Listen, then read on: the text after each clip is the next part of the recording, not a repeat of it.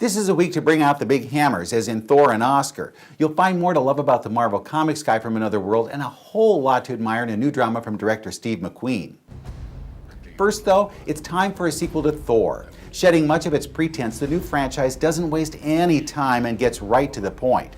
Thor, played by Chris Hemsworth, has been back in Asgard trying to bring peace to the Nine Realms. His girlfriend, played by Natalie Portman, is back home waiting. 2 years have passed and the girl is restless. Sure enough, she finds a wormhole that brings him back, and in the process, we get to meet a bunch of dark elves and a new supervillain. For good measure, there's even a guest appearance by Loki, which, well, pretty much gives fans everything they could want. This Thor, called The Dark World, is directed by a Game of Thrones veteran who doesn't waste time telling his story. It moves quickly, has more humor, and lets Hemsworth knock some sense into the comic book world. In About Time, Richard Curtis goes back to his romance well to tell the story of a young man who discovers at 21 he's able to travel in time. Thinking this will be a good way to correct relationship mistakes, he sets out to get a girlfriend and use the skill at what he thinks are all the right moments. Newcomer Domhnall Gleeson plays a time traveler. Rachel McAdams is his intended. They have the same kind of glossy seams you found in Notting Hill and Love Actually, and for good measure, get a little Groundhog Day to keep things light.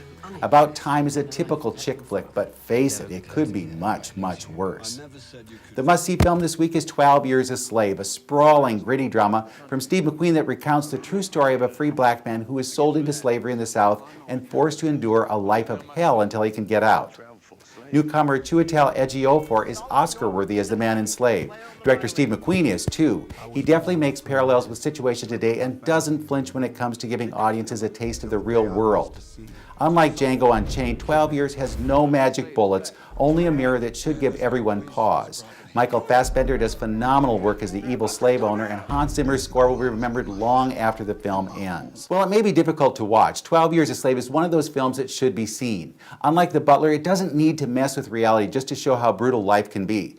It has plenty of the real thing. With your movies in a minute, I'm Bruce Miller.